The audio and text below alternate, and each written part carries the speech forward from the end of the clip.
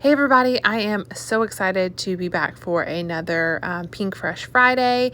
This is my first scrapbooking process video in quite a while. I had good intentions of uploading regularly, but life happens. Babies are a lot more work than you ever anticipate, but that's okay. I'm back for this Pinkfresh Friday, and there are so many amazing crafters participating in this. Be sure to check out each of their channels and follow along with the hop. All of those will be listed down below. So this is my first Pinkfresh collection that I actually purchased, and I stinking love it. I think it's Christmas magic or something like that. This collection has made me 100,000% fall in love with Pinkfresh Studio. I am typically a 12 by 12 scrapper, but I've been using this collection to do my December documented, and I've just absolutely been loving it. I guess I should probably tell you a little bit about what I'm doing. So I backed my photo on, I believe they were L Studio papers that I had laying around, but I'm taking these this kind of typography paper, and I thought that I wanted like just a big photo mat, like maybe like an 8 by 10 photo mat, but I actually end up trimming it down to like 5 by 12 and just using it. I'm getting ready to mat it on that left hand side there. Excuse me. But I absolutely love it. That pink star paper is probably my favorite paper in the entire collection. I am absolutely obsessed with it. It was everything I had not to like order multiples of that one. I know I'm not the only one that does that, right? Where you just like hoard paper. I've even had paper before where I'm like, this is so beautiful. I just want to frame it. Like, I don't want to put anything on it. I just want to stick this in a frame and hang it up on my wall. That's kind of how I felt about this pink star paper. But anyway, it's been a little while since I actually did this video. It's been a couple weeks. So forgive me for forgetting exactly what I'm doing. But I even actually recorded the voiceover, but it was so terrible because I was so rusty that I was like, I cannot put this on the internet. It's embarrassing. I think right here, I'm just running through trying to find a title for my page. I had different ideas that I wanted to do, but I felt like everything that I put down that had words on it clashed with that paper. So I end up, I think, just going with a tag. I put down this little like key fob looking tag. It looks like those like the hotel keys, like vacation keys. Yeah, there it is right there. So I get that out and I kind of play with the placement a little bit to see where he's gonna go. And I think I end up leaving it on the left there. Ooh, okay, yeah. And then I trim out this. I think these are like little 3 by 3 squares. Actually, I don't know the exact measurements, but I really loved that yellow one. And I actually got it because I liked the flowers that's on it, but I think I completely cover up the flowers. Just to be completely honest with you, I was too lazy to like trim around them to have them stick out. So they kind of get buried underneath of the ephemera, but that's okay. The yellow was still a nice standout.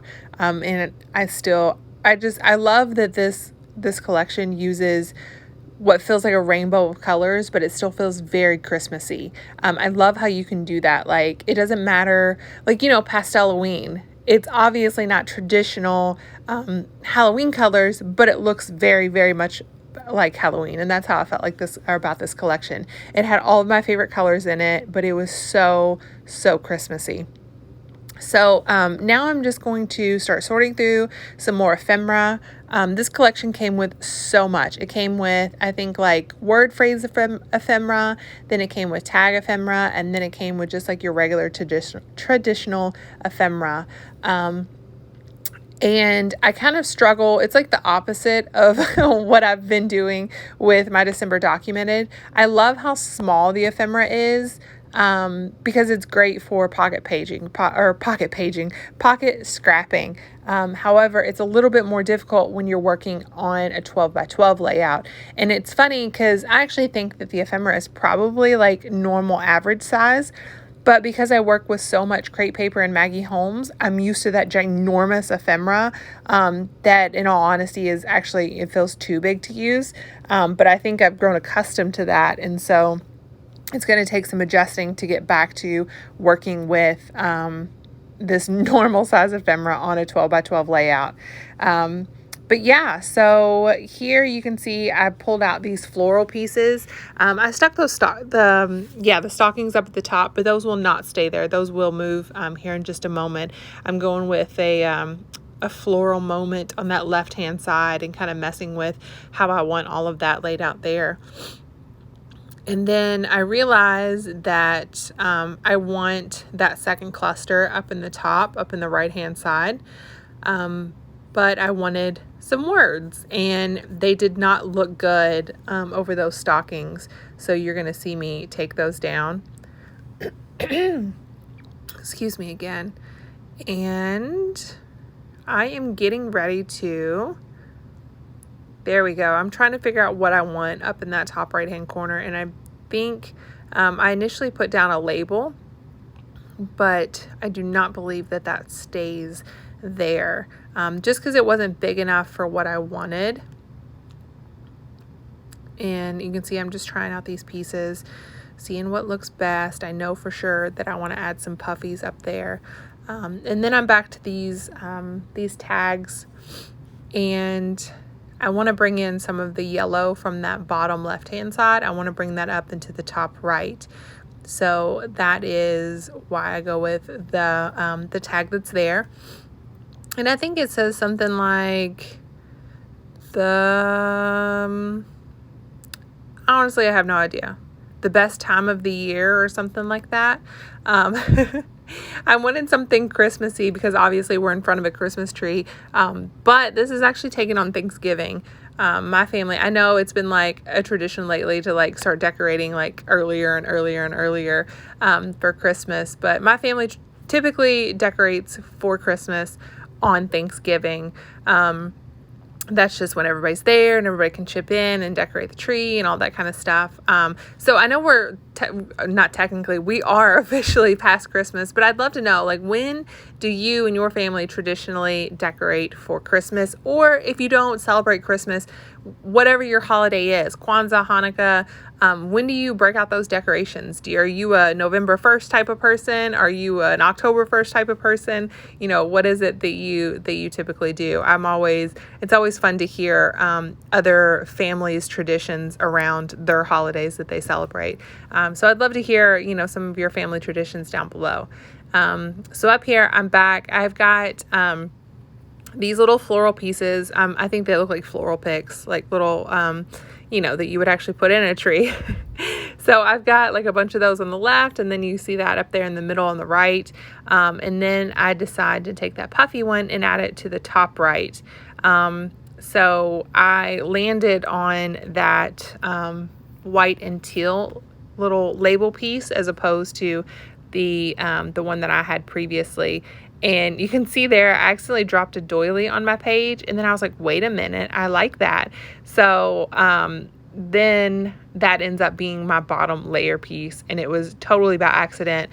I bought a giant pack of those small doilies a couple months back at like Hobby Lobby or something, because that's something that I used to see Rachel Tallman use all the time. She always, I feel like I haven't seen her bust out a doily in a little while, but she used to put them on everything. And so I bought them, and I've literally probably used 1.5. Like, and that includes the one that I just put on the page. I'm just not a doily girl. They look adorable and I love them. Like, I love it on this layout, but I'm just not the type of person that would reach for a doily. And then you are getting ready to watch me struggle with this ridiculous pick. My nails were too long to pick up these teeny tiny stars. So I was like, oh, I'll just use the little pick for my silhouette. And it just was not working for me. It wasn't sticky, and then the glue wasn't sticky enough to like pull it away when I finally got it down on the page. But anywho, Leilani has me obsessed with these little stars. Like, I want them on everything. I'm typically a heart girl. Like, I love putting hearts on everything.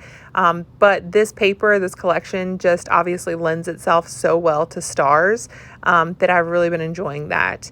So I get these stars scattered around, kind of like my finishing touches, and then I pull out these little chipboard pieces from L Studio, and I think I put on a couple of those. I don't remember which ones I used. Those little, the little circly ones there. And then I think once that is done, I decide that the layout needs something. I can't figure out what it is, but I'm just not happy with the way it's looking. You can see me, I'm like thinking what? And then I look over on my desk and I see this tiny, tiny little pom-pom trim. I typically don't use ribbons and things like that other than for my tags. But here I saw this pom-pom trim and I had to put it down. So I just use a little bit of ATG, and then I also use my glossy accents to tape this down, and I'm obsessed with it, y'all. I think, we're nearing the end, so I'm going to kind of wrap up here. I'm going to try to throw in some still shots of the layout. But this is seriously one of my favorite layouts that I've done in a really, really long time. But I just want to be sure to thank you all for watching and remind you to check out the other people that are in the hop. I am so excited to be able to participate this time around. And hopefully I will be back with more process videos soon. No promises and no commitments on how often, but I will upload as often as I can and hopefully get to participate in more Pinkfresh Fridays if they choose to continue it into next year. So thank you all for watching. Thank you all for sticking around, and hopefully I will talk to you soon. Bye.